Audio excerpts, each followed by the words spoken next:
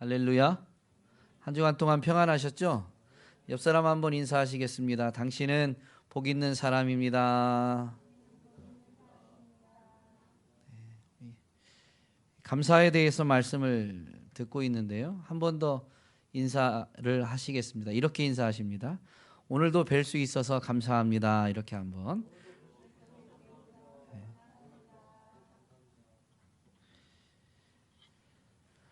그리스도인의 자리는 감사의 자리다라고 분명히 말씀을 통해서 되새겼습니다. 그리스도인, 믿음으로 주 안에 거하는, 믿음으로 사는 사람들이죠. 그리스도인이 감사를 넘치게 할 수 있는 것은 믿음에 굳게 설 때입니다. 믿음은 하나님의 뜻에 순종하는 이 삶과 뗄래야 뗄 수 없는 것인데, 성경에서 분명히 밝혀주신 하나님의 뜻은 이 여러 가지가 있겠지만 감사도 있습니다. 범사에 감사하라, 이는 그리스도 예수 안에서 너희를 향하신 하나님의 뜻이니라 라고 분명히 밝혀주셨죠. 그렇기 때문에 믿음의 사람은 하나님의 뜻에 순종하고자 합니다. 믿음이 견고해지면, 믿음이 굳건해지면 더욱 감사를 넘치게 할 수 있죠. 오늘 본문에서도 분명히 밝혀주고 있는데요. 믿음에 굳게 서서 감사함을 넘치게 하라라고 사도 바울은 교회에 권면하고 있습니다. 그렇다면 어떻게 할 때 믿음이 굳건해질 수 있을까요? 믿음이 굳건해지면 감사를 넘치게 하는데 어떻게 하면 믿음을 굳건하게 할 수 있느냐라는 것이죠. 지난주에는 이 두 가지를 먼저 살펴보았는데, 첫 번째는 우리의 믿음의 주가 누구인지, 예수 그리스도가 우리의 믿음의 주가 되시는데 예수 그리스도가 누구인지를 되새기는 데 있습니다. 예수 그리스도가 누구이신지 분명히 되새기게 될 때 우리의 믿음은 흔들리지 않고 굳건히 설 수가 있는 것이죠. 또한 우리가 예수 그리스도를 주로 영접하게 된 것을 생각해 보는 것입니다. 내가 어떻게 예수 그리스도를 주로 영접하게 되었는가 라는 것을 깊이 생각해 보면 볼수록 우리는 그분의 은혜에 감사하지 않을 수가 없게 되고 그분의 섭리를 신뢰하지 않을 수가 없게 되는 것이죠. 하나님은 실수가 없으신 분, 하나님은 모든 것을 합력하여 선을 이루시는, 섭리하시는 분이심을 분명히 확인하게 되기 때문에 내가 어떻게 예수를 주로 영접했는가라는 것을 생각하면 생각할수록 또한 믿음에 굳게 설 수가 있게 되는 것입니다. 오늘은 마지막 부분인데요. 오늘 본문의 7절에 있는 표현대로 그 안에 뿌리를 박으며 세움을 받아 교훈을 받은 대로 믿음에 굳게 선다라고 되어 있죠. 예수님께 교훈을 받은 대로 행할 때, 예수님의 가르침대로 살아갈 때 우리는 믿음에 굳게 서게 되는 것입니다. 오늘날 우리의 삶, 믿음으로 살고자 하는 우리의 삶 또한 바로 이 주님의 가르침을 따르는 삶인 것이죠. 주님의 가르침을 따르지 않는 삶을 믿음의 삶이라고 말하지 않습니다. 여러분은 믿음의 삶을 살고 계시죠? 다시 한번 여쭙겠습니다. 믿음의 삶을 살고 계시죠? 네, 오늘 이 주일 예배드리러 온 것만 해도 믿음의 삶을 살고 계시다는 증거예요. 여러분이 눈치가 빨라가지고 벌써 또 연이어서 뭔 질문할 줄 알고 이렇게 답변을 잘 안 하시는데, 그럼 한 번 더 여쭙겠습니다. 주님이 여러분에게 주신 가르침, 교훈이 뭐예요? 여러분 믿음의 삶을 살고 있다, 즉 주님의 가르침을 따르고 있다라고 말씀을 해주셨는데, 주님이 여러분에게 주신 가르침, 주님이 여러분에게 주신 교훈이 뭡니까?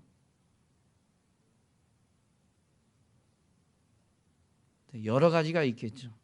오늘은 두 가지만 살펴보도록 하겠습니다. 첫 번째는 십자가의 도입니다. 예수님은 분명히 제자들과 함께 하시면서 제자들을 양육하셨는데, 그 제자들이 이제 예수님에 대해서 깨닫게 되자 가이사랴 빌립보 지역에서 예수님은 자신이 누구인지, 그래서 사람들이 자신에 대해서 뭐라고 말하는지를 묻게 되죠. 사람들이 이렇다 저렇다라고 답변하게 되자 예수님은 제자들에게 묻습니다. 그러면 너희는 나를 누구라고 하느냐, 생각하느냐 라고 이렇게 물으셨습니다. 그러자 제자들 중에서도 베드로가 앞장서서 답변을 하게 되죠. 주는 그리스도시요 살아계신 하나님의 아들이십니다. 그동안 함께하면서 예수님이 하나님의 아들 그리스도이심을 베드로는 깨닫게 된 것입니다.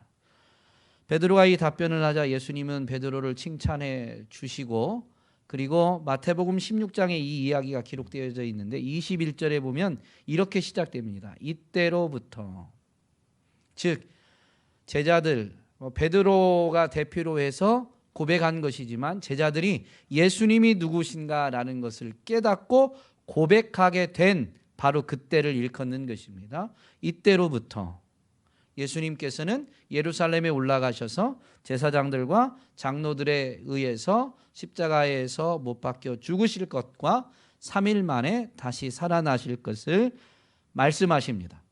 이때부터 말씀하신 거예요. 즉 예수님이 누구이신가라는 것을 제자들이 깨닫고 고백하게 된 때부터 예수님은 바로 그리스도로서 하나님의 아들로서 앞으로 무슨 일을 하셔야 될지를, 즉 그리스도로서 하나님의 아들로서 어떤 길을 걸어가야 될지를 제자들에게 말씀하신 것입니다. 가르치신 것입니다.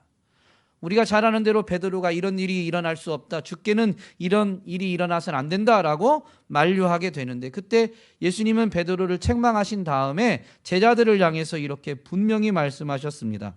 예수께서 제자들에게 이르시되 누구든지 나를 따라오려거든 자기를 부인하고 자기 십자가를 지고 나를 따를 것이니라. 제자들은 예수님께 가르침을 받고 예수님을 따르는 자들인데, 지금 예수님이 그리스도이시고 하나님의 아들이심이 알려지고 고백되고 인정되고 고백되어졌는데, 그래서 이제 예수님은 십자가의 길을 걸으실 것을 말씀하셨습니다. 그러면서 제자들에게도 선택권을 주죠. 나를 따라오려면 지금 그 주님이 가시는 그 길, 십자가를 지고 주님을 따라야 된다라고 분명히 말씀하시는 것입니다. 이것이 예수님의 가르침이에요.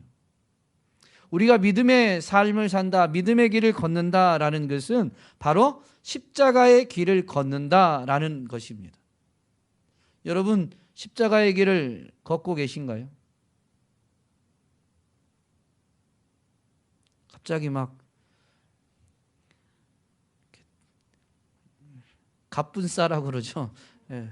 대답도 없으시고 십자가의 길을 걷고 있는가? 이게 오늘 우리가 점검해야 될 주님의 가르침, 내가 주님의 가르침대로 행하고 있는가라는 부분입니다. 오늘날은 예수님을 따르는데 영광의 길을 걸으려고 그래요.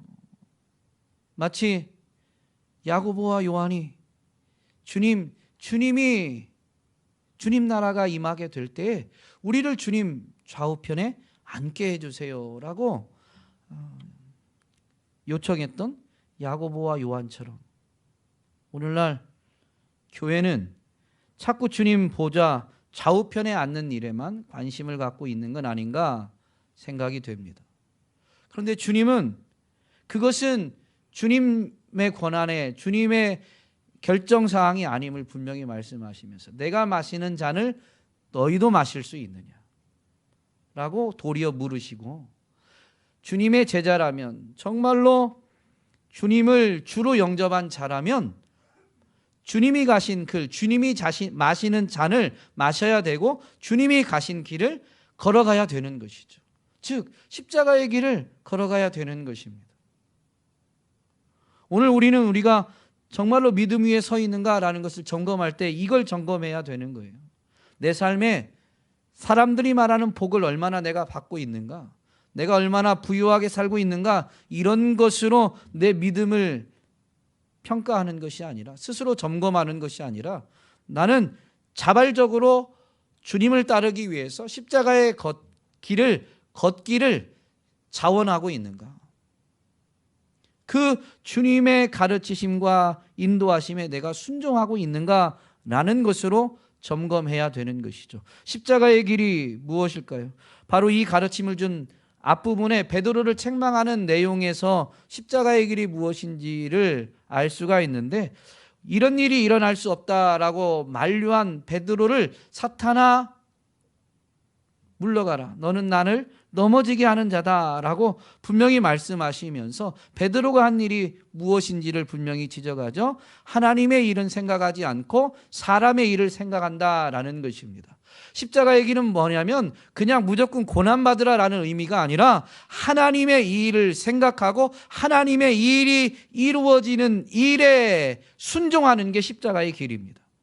그것이 비록 죽음의 길이라 할지라도 하나님의 일이라면, 하나님의 뜻이라면 마다하지 않고 걷는 것이죠. 영광의 길이라면 누가 마다하겠습니까? 하나님의 뜻이 영광받는 길이라면 그것 너무너무 감사할 일이지만, 하나님의 일이, 하나님의 뜻이 영광이 아니라 고난이라 할지라도 하나님의 일을 생각하는 게 바로 십자가의 길, 십자가의 도인 것입니다. 내가 원하는 생각이 아니라요, 하나님의 원하는, 하나님의 뜻이 무엇인가라는 것을 분별하고 그것을 구하면서 그 하나님의 뜻에 순종하는 것이 바로 십자가의 도, 십자가의 길인 것이죠. 이렇게 가르치신 예수님은 정말로 그 길을 걸어가면서 겟세마네 동산에서 이제 십자가의 죽음을 목전에 둔 그때 기도하시는데, 그때 분명히 그 기도 내용에 보면 할 수 있으면 이 잔을 내게서 옮기시옵소서라고 간청합니다. 그 간청을 보면 예수님도 할 수만 있으면 그렇게 하고 싶지 않으신 거죠. 예수님이 원하는 건, 즉 육신을 갖고 있는 예수님이 즐거워하는 건 결코 아닙니다.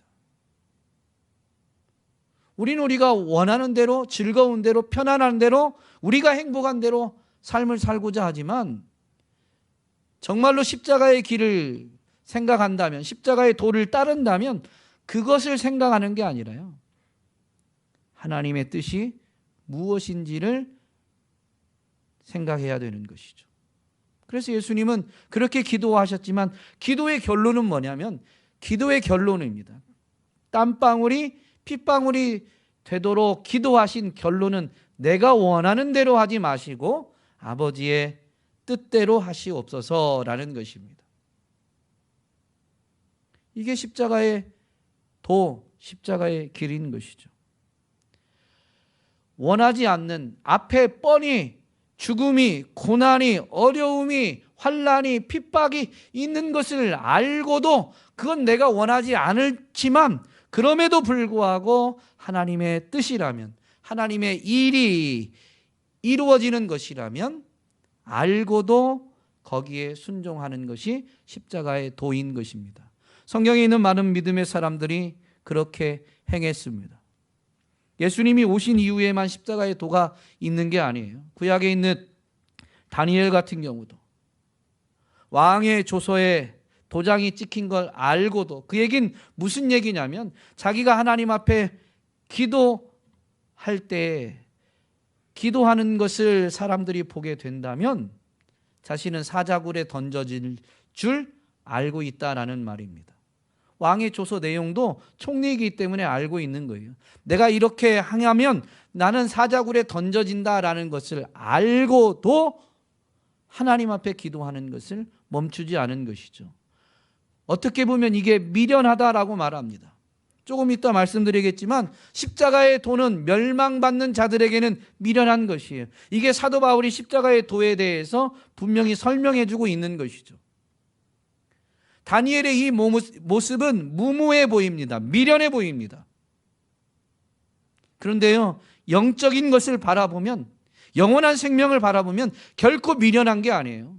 죽음의 시기가 조금 앞당겨졌을지 모릅니다. 아니, 거기에서 죽음을 피할 것처럼 보일지 모르지만 잠언에서 분명히 가르쳐 주는데요, 오늘 무슨 일이 일어날 줄 사람이 알겠습니까? 사람은 오늘 무슨 일이 일어날지 알 수 없다라고 잠언에서 분명히 가르쳐 줍니다. 절하지 않는다고 해서 살 것처럼 보여요. 아니, 하나님 앞에 기도하지 않으면 살 것처럼 보입니다. 사자굴에 던져지지 않을 것처럼 보여요. 사자굴엔 던져지지 않을지 모르지만 그렇다고 해서 산다라는 것을 자신할 수는 없습니다. 죽든 안 죽든 거기서 하나님을 거절하고 부인하면 멸망받는다라는 것은 피할 수 없으니까, 영적인 관점을 갖게 되면 결코 멸망받을 길을 택할 수가 없는 것이죠. 예수님은 분명히 이 십자가의 도를 말씀하시면서 자기를 부인하고 자기 십자가를 지고 나를 따를 것을 말씀하시면서 자기 생명을 버리지 않으면, 나를 위해 생명을 버리지 않으면 생명을 얻지 못할 것을 분명히 말씀해 주셨습니다. 그것은 십자가의 도, 십자가의 길이 생명의 길임을 가르쳐 주신 것이죠. 다니엘은 왕의 조서에 도장이 찍힌 줄 알고도 하나님을 찾았습니다. 하나님을 의지했습니다. 그리고 하나님의 뜻에 순복하고자 한 것입니다. 다니엘만 그런 게 아니라 믿음의 사람들 주변엔 믿음의 사람이 있어요. 그의 세 친구 또한 마찬가지죠. 느부갓네살 왕의 신상을 보고 절하지 않으면 풀무불에 던져진다는 걸 알아요. 더군다나 우리가 그 기사를 분명히 잘 알고 있는데요. 워낙 뛰어난 인재다 보니까 느부갓네살 왕이 아껴서 한 번 더 기회를 주는 거예요. 왕의 신상 앞에 절을 해라. 지금이라도 절을 하면 이전에 절하지 않은 그것에 대해서 용납해주고 그들을 계속 중용할 것을 분명히 약속합니다. 그런데도 불구하고 사드락과 메삭과 아벳느고의 고백이 뭡니까? 지금 절하지 않으면 풀무불에 바로 던져질 거예요. 눈앞에 풀무불이 펼쳐져 있을지라도 하나님 아닌 다른 것에 절할 수 없는 것이죠. 그래서 사드락과 메삭과 아벳느고는 절하지 않을 것을, 하나님이 우리를 분명히 지켜주실 것을 고백합니다. 그러나 하나님이 지켜주시겠지만 풀무불에서 지켜주시지 않아도 하나님이 우리를 지켜주신다는 약속은 변함이 없는 거예요. 여러분, 사드락과 메삭과 아벳느고가 우리가 풀무불에 던져져도 하나님이 우리를 건지시려니와 그리 아니하실지라도, 즉 풀무불에서 타는 것에서는, 풀무불에 불에 타는 것에서는 지키시지 않을지라도 하나님이 우리 영혼을 지키신다라는 것은 불변인 거예요. 지금 당장 이 문제가 해결되지 않아도 하나님이 나를 사랑하시고 하나님이 나를 지키신다라는 것은 분명한 거예요. 그래서 눈앞에 그 고난이 있어도 내 영혼이 안전하기 때문에, 내가 영원한 생명을 결코 잃어버리지 않기 때문에 지금 그럴 줄 알고도, 풀무불에 던져질 줄 알고도, 사자굴에 던져질 줄 알고도 하나님을 저버리지 않은 것입니다. 이게 십자가의 길이죠. 사도 바울이 고린도 교회에 분명히 십자가의 도가 멸망하는 자들에게는 미련한 것이고 구원을 받는 우리에게는 하나님의 능력이 됨을 선포하면서 이 십자가의 도를 통해서 하나님이 나타내시고자 하는 것이 무엇인지를 설명해 줍니다. 하나님께서 이 세상의 지혜를 미련하게 하신 것이 아니냐. 여러분, 십자가의 도 때문에, 십자가의 도를 어리석게 여겼던 그 사람의 지혜가 사실은 진짜 어리석은 것이다라는 것을 하나님이 드러내신다라는 의미입니다. 그러면서 사람의 지혜와 하나님의 지혜를 견주어서 사도 바울은 이런 선포를 하게 되죠. 하나님의 어리석음이 사람보다 지혜롭고 하나님의 약하심이 사람보다 강하니라. 사람이 아무리 지혜롭다 하지만 하나님의 어리석음보다도 더 어리석은 게 사람의 지혜인 것이죠. 사람이 아무리 대단하다 강하다 할지라도 하나님의 약함이 사람의 강함보다 더 강한 것입니다.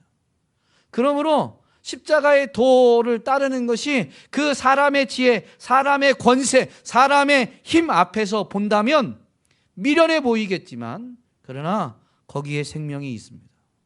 이것을 통해서 사람의 지혜가 사실은 어리석은 것임을, 사람의 힘은 부질없는 것임을 하나님이 드러내신다라는 것이죠. 오늘 저와 여러분이 믿음의 삶을 사는 데에는 정말로 은혜지만 또한 사명이기도 합니다. 우리가 십자가의 길을 걸음으로 인해서 세상에 참된 지혜가 무엇이고 참된 권세와 능력이 무엇인지를 우리가 삶으로 보여주는 거예요. 여러분은 주님의 가르침을 따라서 지금 십자가의 길을 걷고 있습니까? 십자가의 도를 따르고 있습니까? 잠언은 분명히 인간의 지혜의 한계, 연약함을 정확히 가르쳐 주죠. 어떤 길은 사람이 보기에 바르나 필경은 사망이니라. 사람들이 정말로 이것이 옳다, 이것이 바르다, 이렇게만 행하면 내 삶은 안전하다, 평안하다, 여러 가지를 이야기하겠지만, 그러나 그 결국이 사망일 경우가 허다합니다. 그러므로 인생은 자신의 한계와 연약함을 인정하고 주님이 가르치시는, 주님이 앞서 행하시면서 본을 보이시고 따라오라고 하신 이 십자가의 도를 따르는 것이 진정한 지혜요, 그 십자가의 길을 걸어갈 때에만 참된 은혜를 맛보고 누리게 되는 것이죠.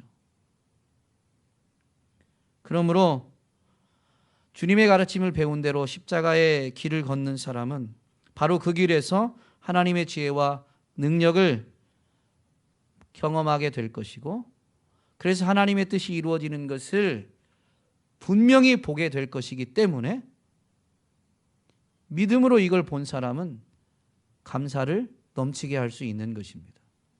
하나님은 우리가 한다면 못하는데 하나님이 하나님의 지혜와 능력으로 그 일을 이루실 것이기 확실하니까 아직 이루어지지 않았어도 하나님이 하실 것이기 때문에 미리 감사할 수 있는 거예요. 하나님은 실수가 없어요. 하나님은 실패도 없어요. 그러니 정말로 십자가의 길을, 주님이 가르치신 대로 십자가의 길을 걷는 사람은 지금 걷고 당장엔 죽음처럼 보이는 사망의 음침한 골짜기가 펼쳐진 것 같고, 누군가가 나를 조롱하고 무시하고 핍박하고 거절해도 그냥 감사함으로 갈 수 있는 거예요. 주님이 배운 대로 행할 때, 십자가의 길을 걸을 때 정말로 다윗처럼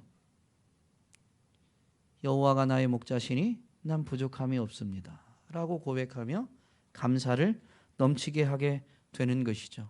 오늘 저와 여러분이 주님의 가르침을 잘 따라서 십자가의 길을 걸어갈 수 있기를 주님의 이름으로 권면드립니다. 그리고 정말로 믿음으로 그 길을 걸어가게 될 때에는 그 길이 어떠하든 하나님이 실수하지 않으시고 실패가 없으시기 때문에 그 길을 주님을 바라보고 걷는 자는 정말로 감사를 넘치게 하게 될 것인데, 여러분의 삶의 현장이 감사가 넘치는 현장이 될 수 있기를 주님의 이름으로 축복합니다.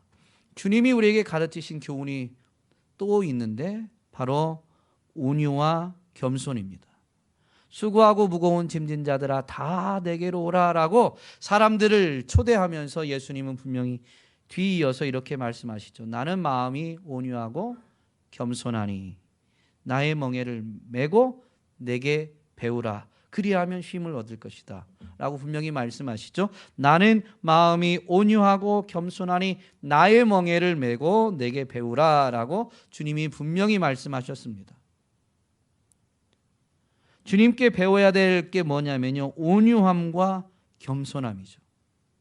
여러분, 온유함이 뭘까요? 뭐가 온유해요?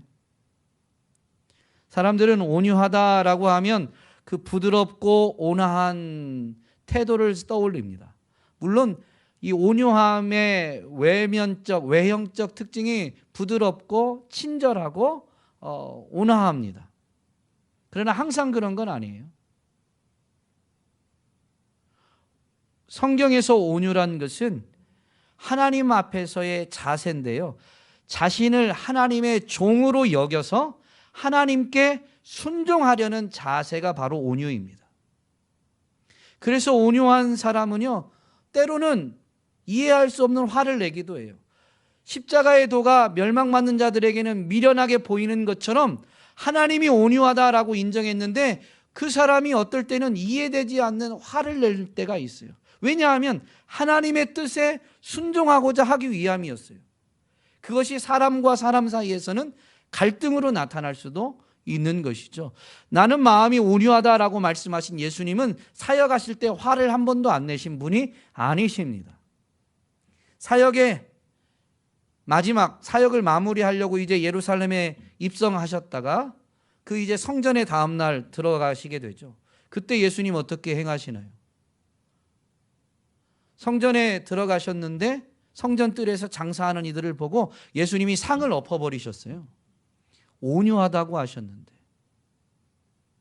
하나님의 성전, 그 하나님의 집을 일컬어서 만민이 기도하는 집이다, 내 아버지의 집은 만민이 기도하는 집이다 라고 분명히 말씀하신 예수님이십니다. 그런데 만민이 기도해야 될 집에서 사람들이 장사하고 있는 거예요. 자기의 이익을 위해서, 정말로 사람들이 온전히 하나님 앞에 제사 드리는 것을 돕기 위해서 그 제사에 쓰일 재물을 판다던가 하는 것이 아니라 사실 종교 지도자들과 또 장사하는 이들, 자기들의 이익을 위해서 그 만민이 기도해야 될 집이 장사꾼의 현장으로 바뀌어버린 것이죠. 그래서 예수님은 분을 말하십니다. 그건 하나님이 원하시는 일이 아닙니다. 하나님이 기뻐하시는 게 아니에요. 여러분, 종의 자세는 주인을 기쁘게 하는 것입니다. 그래서 사도 바울이 사역하면서 뭐라고 고백합니까? 내가 사람들에게 좋게 하랴, 하나님께 좋게 하랴. 사람들에게 기쁨을 구하랴, 내가 지금까지 사람들의 기쁨을 구하였다면 그리스도의 종이 아니니라. 무슨 말이에요? 그리스도의 종이라면 사람들을 기쁘게 하는 게 아니라 그리스도를, 하나님을 기쁘게 하는 자다라는 것입니다. 예수님은 하나님의 뜻이 이루어지지 않고 사람들이 하나님의 말씀을 받은 그 종교 지도자들, 그들이 하나님의 뜻에 순종하지 않고 하나님의 집을 엉뚱한 곳으로 바꿔버리니까 이제 사역을 마무리하는 시점에서는 더 이상 방관할 수가 없는 거죠. 더 이상 그저 부드럽게 말로만 가르칠 수가 없는 것이죠. 그래서 직접 행동을 취하신 것이 상을 뒤엎으시면서 화를 내시는 거였습니다. 예수님의 가르침, 이 하나님 나라를 가르치시는 가르침의 현장, 오늘날로 말하면 강의 현장이죠. 설교 현장이죠. 그 설교하는 시간에, 강의하는 그 시간에 예수님은 서기관과 바리새인들을 향해서 소리를 지르면서 너희에게 화가 있을 것이다 라고 아주 선포해 버리십니다. 온유하시다고 하셨는데, 율법을 먼저 맡은 자들, 고대 사회에서 이 인쇄술이 발달하지 않으니까 기록된 말씀을 누구나 가질 수 없는, 그래서 일부 사람들이 먼저 그 말씀을 갖고 그 말씀을 이제 사람들에게 설명해주는, 가르치는 일을 맡았는데, 그 일을 맡은 종교 지도자들이 하나님의 말씀을 제대로 가르치지 않고 자신들의 권위를 내세우고 자신들의 이익을 추구해버린 것이죠. 그러니까 그들을 향해서 화가 있다라고 선포합니다. 자신들은 그 가르침대로 행하는 것처럼 하지만 외식하는 거였습니다. 속으로는 자신들의 이익을 추구하고 있었던 것이죠. 그래서 외식하는 자들아 화가 있을지어다. 외식하는 바리새인과 서기관들이요 화가 있을 것이다 라고 선포합니다. 예수님이 하나님 나라를 가르치는 가르침 처음부터 서기관과 바리새인들을 보기만 하면 화가 있을 것이다 라고 선포하지 않으셨어요. 사역 후반으로 가실수록 그러신 거죠. 예수님이 하나님의 말씀을 권위 있게 가르쳐도 결코 돌이키지 않으니까 이제 하나님의 분명한 뜻을 나타내기 위해서 노를 바라신 거예요. 모세를 보아도 이것은 분명합니다. 하나님은 모세를 뭐라고 인정하시며 칭찬해 주셨냐면 이 사람 모세는 온유함이 지면의 모든 사람보다 더하다. 땅에 있는 모든 사람보다 모세가 더 온유하다라고 하나님이 인정해 주시고 칭찬해 주셨습니다. 근데 모세는 항상 부드럽고 친절하고 온화했느냐? 그러지 않아요. 하나님의 신실하심을 믿지 못하고 불평하고 원망하는 백성들을 향해서 분노를 발하기도 하고 하나님이 아닌 하나님의 이적과 기적을 체험하면서 하나님의 구원의 능력을 맛보면서 하나님을 섬기지 않고 우상 숭배하는 모습을 보고는요, 아주 분노를 표출합니다. 출애굽의 기이한 역사를 체험하고 구원의 능력을 맛본 그들이 이제 홍해를 건너서 광야에 들어가게 되고 시내산에 이르게 되는데요. 시내산에서 하나님과 언약을 맺습니다. 모세는 이스라엘 백성의 대표로 시내산에 올라가서 하나님이 주시는 율법을 받게 되고 특별히 그중에서도 십계명은 돌판의 세계에서 하나님이 모세에게 안겨주시는데 그 두 돌판을 들고 내려오다가 이스라엘 백성이 산 아래에서 금송아지를 만들어 놓고 그 금송아지를 섬기는 것을, 그 금송아지를 숭배하는 것을 보게 됩니다. 그때 모세가 어떻게 해야 돼요? 어떻게 해요? 내가 너무 늦게 내려와서 니네가 그랬구나. 내가 이해한다. 그랬나요? 내려오다가 그걸 보고요, 하나님이 직접 새겨주신 그 십계명이 기록된 돌판을 던져서 깨트립니다. 그리고 레위인들을 불러내서 우상 숭배한 자들을 칼로 쳐 죽이라고 명령합니다. 이게 온유한 건가요? 그런데 하나님의 뜻대로 행하지 않고 하나님이 십계명에서도 분명히 금하는 그 우상 숭배한 것을 보고 참을 수가 없었던 거예요. 그래서 구별된 레위인들을 불러다가 칼로 쳐 죽이라고 하고 그날 3,000명을 죽이게 됩니다. 그런데도 왜 하나님은 이런 모세를 가리켜서 온유함이 지면의 모든 사람보다 더하다고 했을까요? 바로 그날 그렇게 일을 행하고 모세는 무슨 일을 행하냐면 하나님 앞에 나아가 기도하게 되죠. 그때 모세가 무슨 기도를 합니까? 이 백성을 용서해 달라고 기도합니다.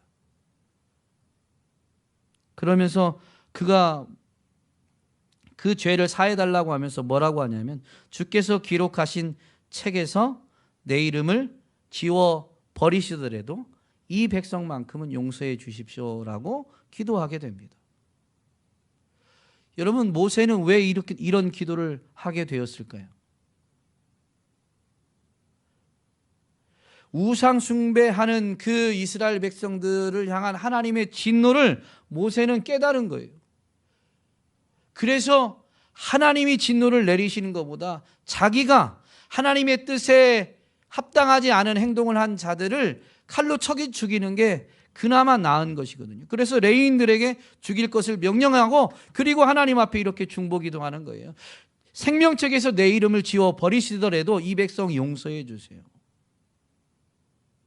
하나님의 진노가 쏟아지면 이스라엘 백성은 하나님의 진노를 감당할 수가 없습니다. 금송아지 앞에 다 절했는데 어느 누가 살아남을 수 있겠어요?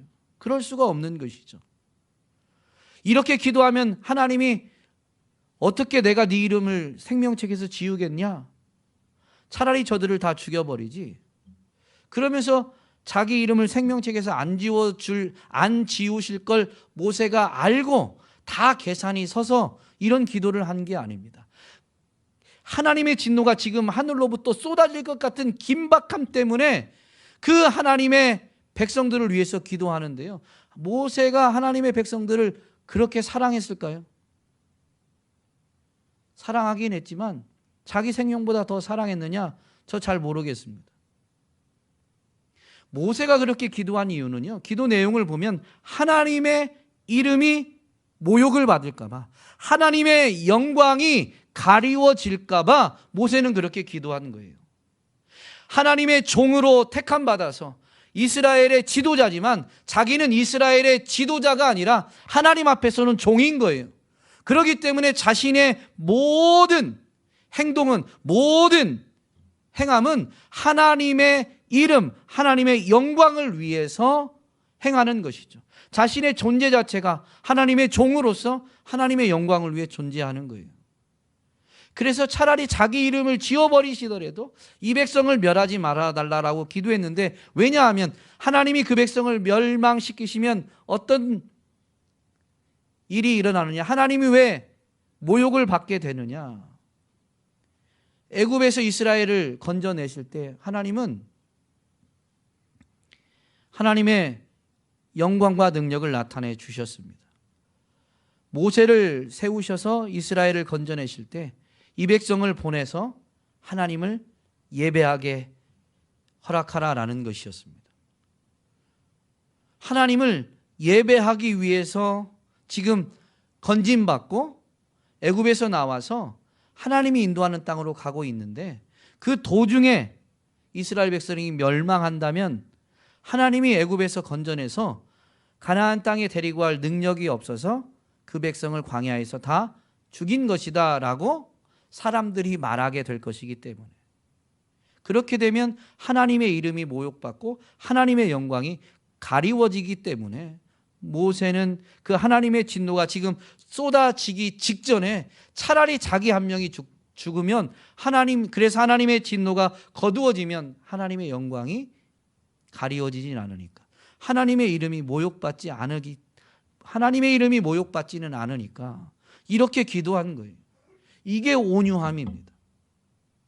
오롯이 하나님의 종으로서 하나님의 영광만을 생각하는 그 자세가 바로 온유함이에요. 여러분, 예수님이 제자들에게 가르칠 때요, 내가 세상에 화평을 주러 온 줄로 생각하지 말라라고 그랬어요. 화평이 아니라 검을 주러 왔다라고 분명히 말씀하시죠.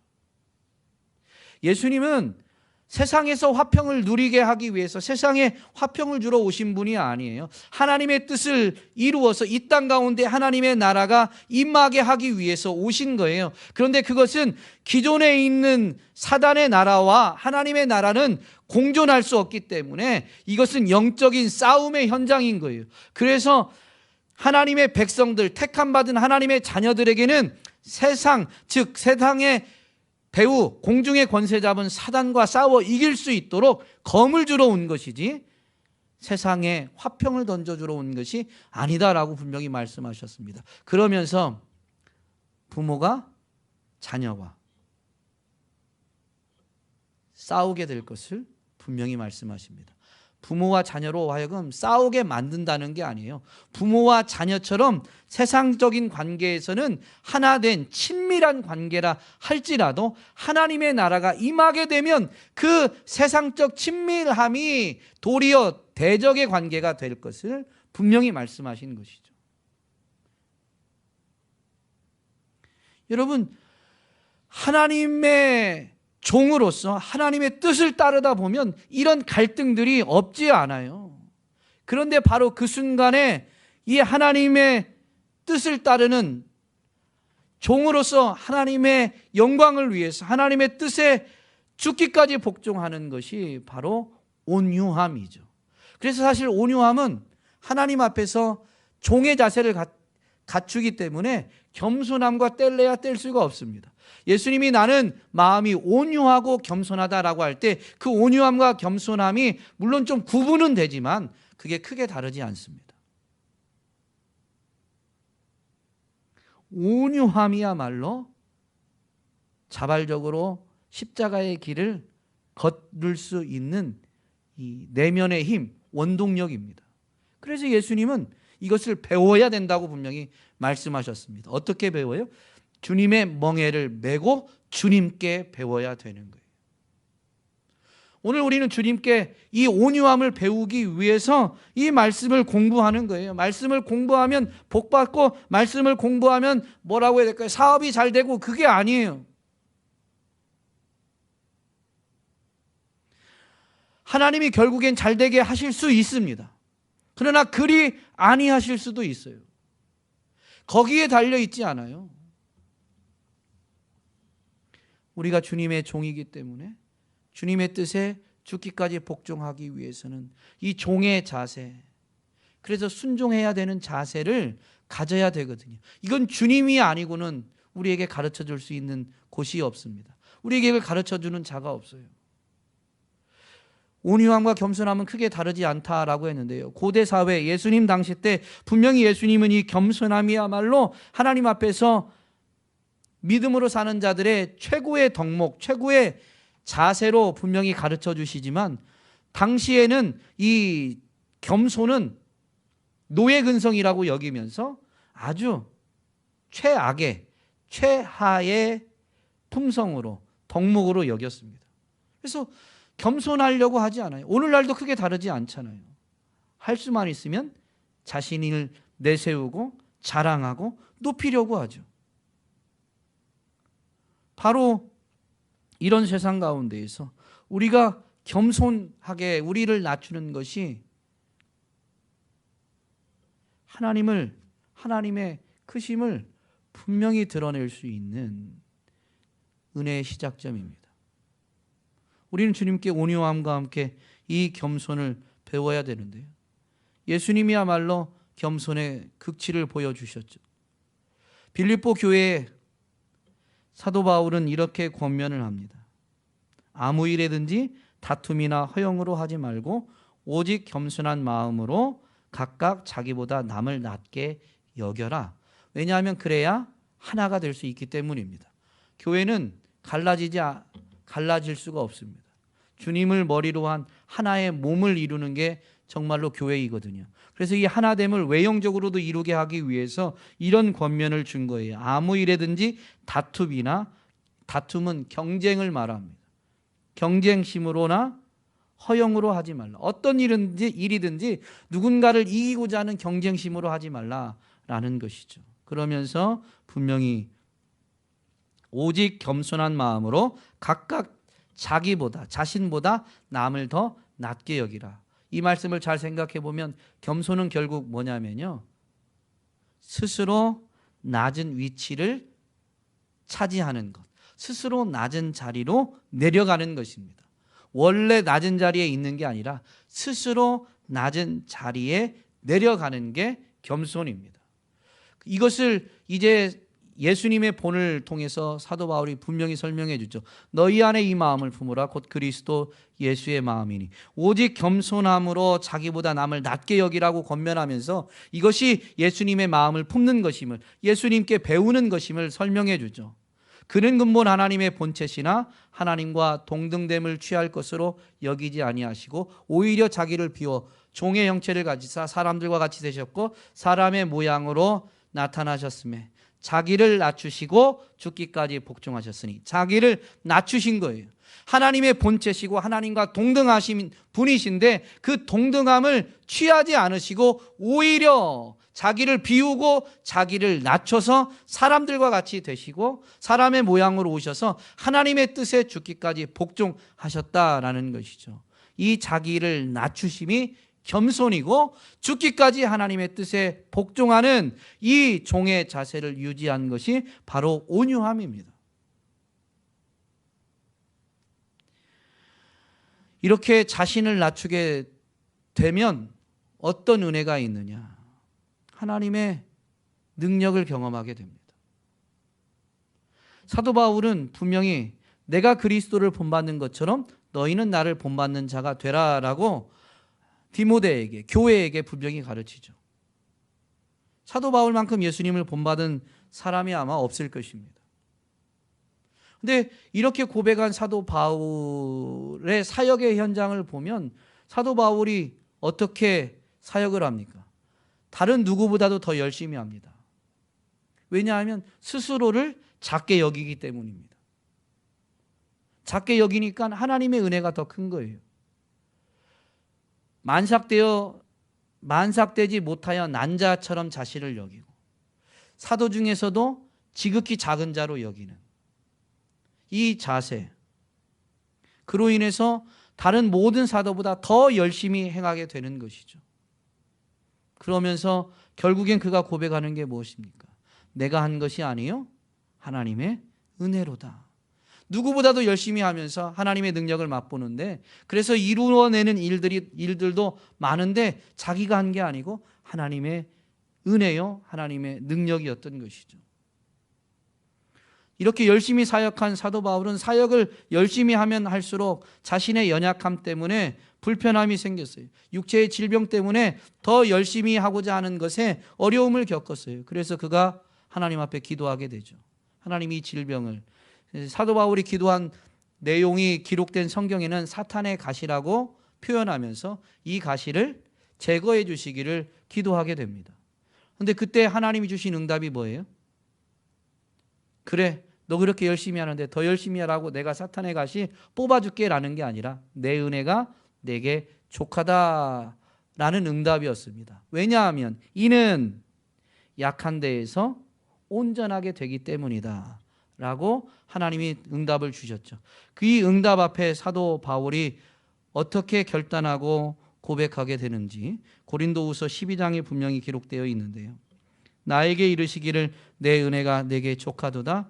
이는 내 능력이 약한 데서 온전하여 짐이라 하신지라. 그러므로 도리어 크게 기뻐함으로 나의 여러 약한 것들에 대하여 자랑하니니 이는 그리스도의 능력이 내게 머물게 하려 함이다. 우리를 낮추고 우리의 연약함, 우리의 부족함, 그것을 그대로 인정하고 고백하게 될 때 어떤 은혜가 있느냐? 그리스도의 능력이 거기에 머무는 거예요. 우리가 연약하기 때문에 주님을 찾고 주님을 의지하게 되면 그분의 크심을 그때 알게 되는 거예요. 그분의 능력이 얼마나 대단한가라는 걸 그때 알게 되는 거예요. 그렇기 때문에 약한 것을 이제부터는 자랑하겠다라고 합니다. 우리가 약함에도 불구하고 하나님의 뜻에 순종하겠다라는 게 아니라요, 약한 것을 자랑하면서 하나님의 뜻에 순종하며 가는 것이죠. 사도 바울의 분명한 고백은 도리어 크게 기뻐하며 약한 것들에 대하여 자랑한다라고 하죠. 이게 겸손하기 때문에 나오는 자세입니다. 무언가에 대해서 기뻐하고 무언가에 대해서 자랑하게 되는데 그것이 다 약한 것들이에요. 그러면 여기에 뭐가 나올까요? 여러분이 무언가 행하면서 누군가에게 자랑을 하고 그것 때문에 기쁘다라고 하면 그것을 주신 분 앞에 여러분 어떻게 하겠습니까? 감사하게 되죠. 감사. 여기에는 감사한다라는 표현은 없지만 이것은 지금 교회에게 주는 사도 바울의 다짐의 표현입니다. 하나님 앞에는 약한 것 때문에 감사하는 거예요.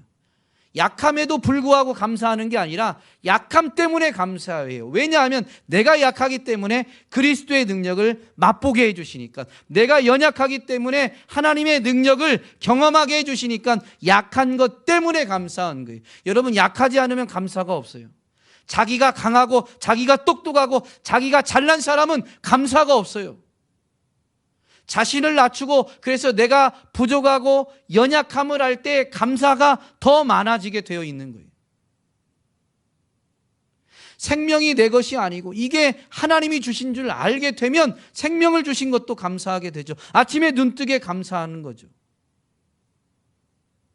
그래서 주님께 이 바로 겸손, 자신을 낮추는, 자신의 연약함을 인정하고 하나님의 지혜와 능력을 의지하는 이 겸손함을 배우게 되면 감사가 넘치게 되어 있습니다.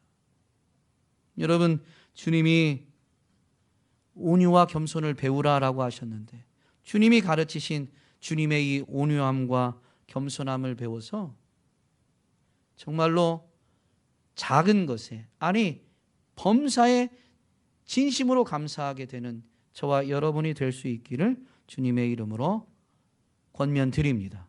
그러면 하나님의 능력이 얼마나 큰가, 하나님의 사랑이 얼마나 깊은가, 하나님의 은혜가 얼마나 넓은가라는 것을 여러분의 삶의 자리에서 체험하면서 한 번 더 감사, 아니 계속 더 감사하게 될 줄로 믿습니다.